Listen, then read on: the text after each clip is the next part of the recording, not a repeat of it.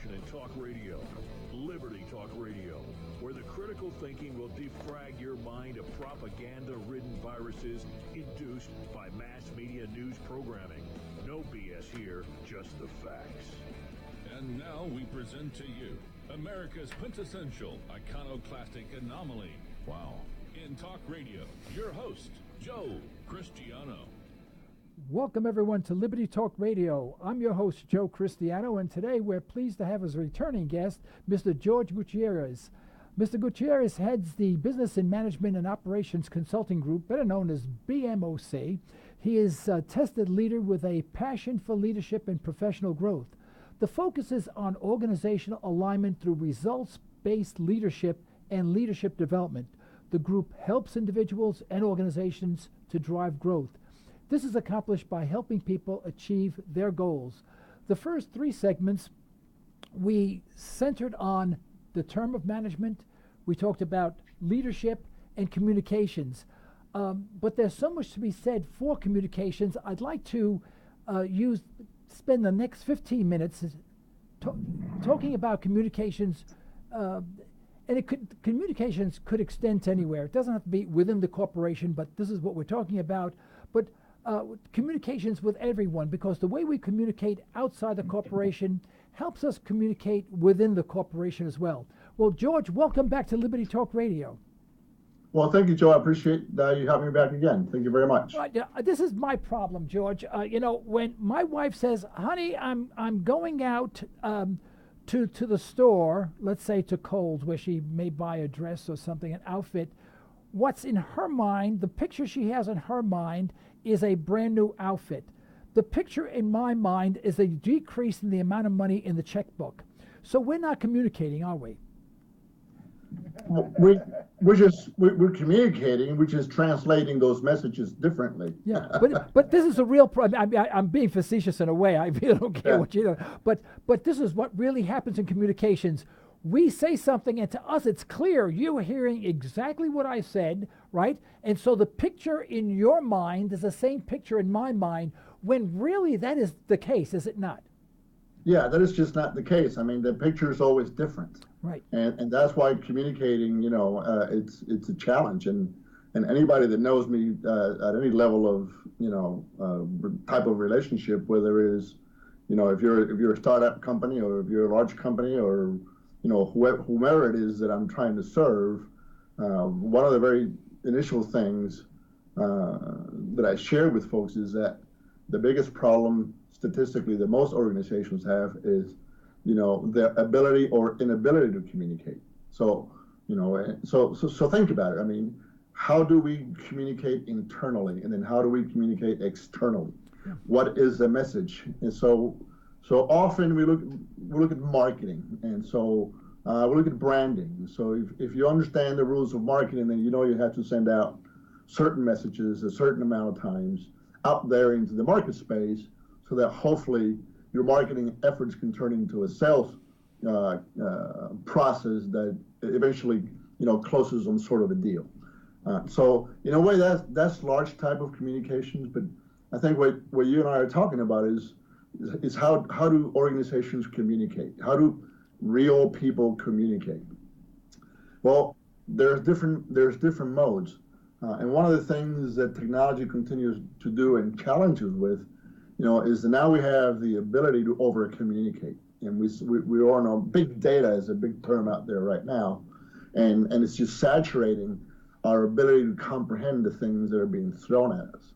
So I mean, think about our kids. I mean, my children. I hate to call them kids because they don't want to be called kids, but they're married or in college and above 20 years old, but they have truly learned to communicate using these devices, these smartphones. And everything is on these things. So if you take people, my age, you take us back a few years, there was a time that even when we were on business, like when I was on my first sales job, we just didn't have a cell phone, so we had to go back and report, our daily activities. So I had to stop, get out of my car, or wait until I got into the hotel room and call my boss and say, hey, this is what I did, and this is what we think. Well, I don't remember having some sort of a CRM process, a customer relations management process where we can log in all our conversations. We did all that by hand. We kept track of conversations, and we developed our own communication strategies and so forth, so that we can get some sort of message out there. Well, if you're in a large corporation right now, like for example, in my company, and we're not a large corporation by any means, but we do have the infrastructure to where I can have an intranet. So I can literally communicate for those people that I serve, whether they're customers or they're some sort of contractual relationship as an employee or an independent contractor. I can send my communication campaign messages very, very clearly through an intranet, and it sort of keeps that human touch that is required. So we have to make an effort to do all of it. We have to use every tool that is available, that will grant us the opportunities for growth. But you cannot replace the type of leadership, that is, close by, whether it be via video or whether it be, person to person. Yeah.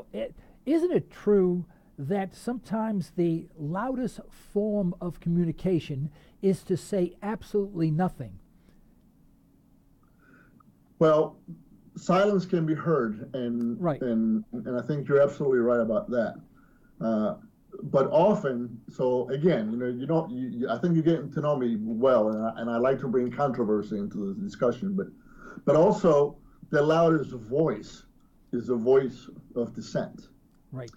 So when you get people, really charged up, against whatever issue, and so go back to the TV, whether it's local news or whether it's national news, people find forms of expression in a way that is scary, that is loud. They break things, they burn things, they make a point by doing all these things that cause us to stop what we're doing and pay attention.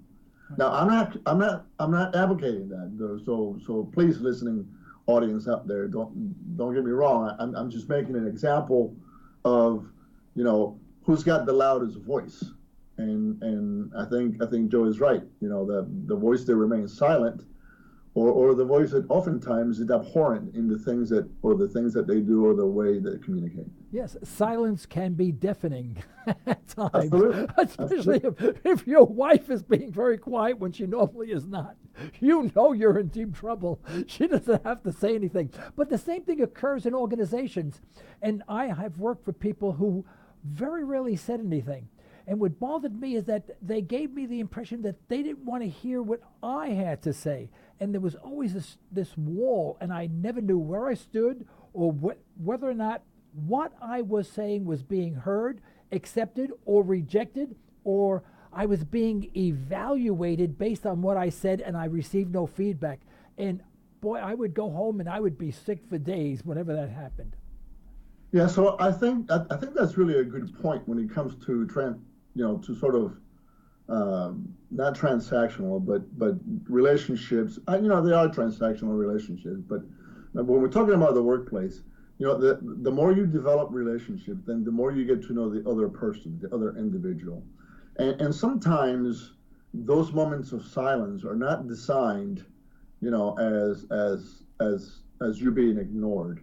It deals with personalities and how you process things. So some people are extroverts, some people are introverts.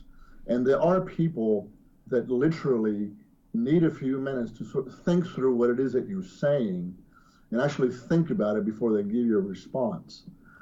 So one of the things that we talk about, when it comes to either, negotiating a deal or closing a deal or something is don't be too quick to respond, but don't be too late to respond. Right. It's okay to take a pause for about 10 seconds and then engage in a conversation. So here's a lesson that I've learned, and I don't know that I've shared this with you or not, but sometimes, when in leadership positions where the responsibility is very high, like at the chairman level or the CEO level, sometimes it pays to be the dumbest guy in the room and ask all the right questions that nobody else wants to ask. So when it comes to communications, to trying to get a message across, the first thing that should be coming out of a leader's mind is why, and question everything, and then Right. and get the dialogue, the conversation going, so that people can get involved and have an exchange of ideas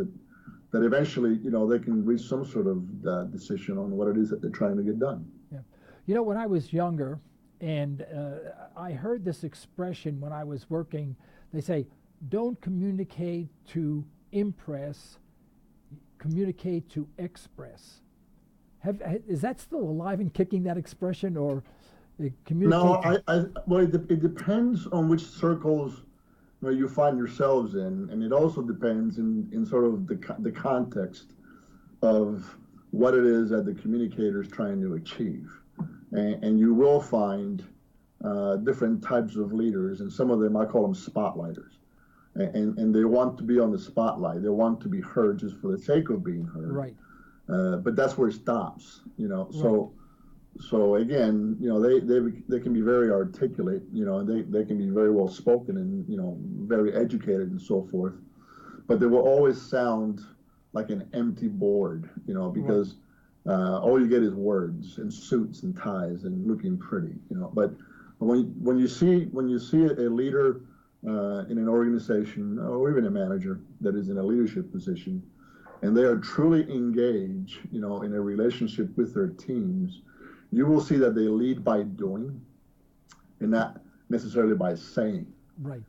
So they'll use things like this: follow me, and then they will lead you. They will walk in the direction that they want you to go, or they will grab something and say, this is how you do it, and they teach you how to do things, and they impress you by their actions and not by their words. George, we have about 2 minutes to go before we get shut off altogether, whether we like it or not. So let me give you the last 2 minutes to sum everything up. Well, thank you, Joe. I really appreciate the time to talk about leadership, management, and communications. And I think the most difficult thing that we do is to communicate, particularly in a corporate environment, that is so diverse, both ethnically and also of thinking. So it is a challenge, I think, that we as leaders and managers need to sort of embrace and take it upon ourselves to develop our communication skills, number one. And then number two, to truly learn how to listen, right. how to engage in the process of listening. It doesn't mean that you're going to be swayed from your point of view or that you're not going to do the right thing. But I think our earlier discussion talked about how some people feel like they're not heard, like they don't have a voice, and they feel like they don't make any contributions within the organization. And I think we can change that by engaging in a communications process that truly listens to what people are trying to say. Yeah. And the job could be a lot more enjoyable, and when people enjoy their job, they're more productive, and as a result, you become more competitive. So it's a win-win and win all the way around. Exactly. So it's a win-win, and the bottom line, it's always affected in a very good way. Right, and you make a world a better place. George, thank you so much for being on our show. We really enjoyed the segment that we have, and we do hope you will accept our invitation to return at a later date. All right, thank you very much. I look forward to it. Okay, thank you very much. Folks, this is the end of today's program. I'm Joe Cristiano. We hope you enjoyed the segment with Mr. Jorge Gutierrez. He's the business manager and operations of Business Management Operations Consulting Group, and you can look him up on the web. I think it's BMOCgroup.com. Okay, and he's a consulting group that deals with communications within the organizations, and they do a fine job. So if you work for an organization, give them a call. Okay. Right now, this is Joe Cristiano. You've been listening to Liberty Talk Radio. Stay well. Stay tuned.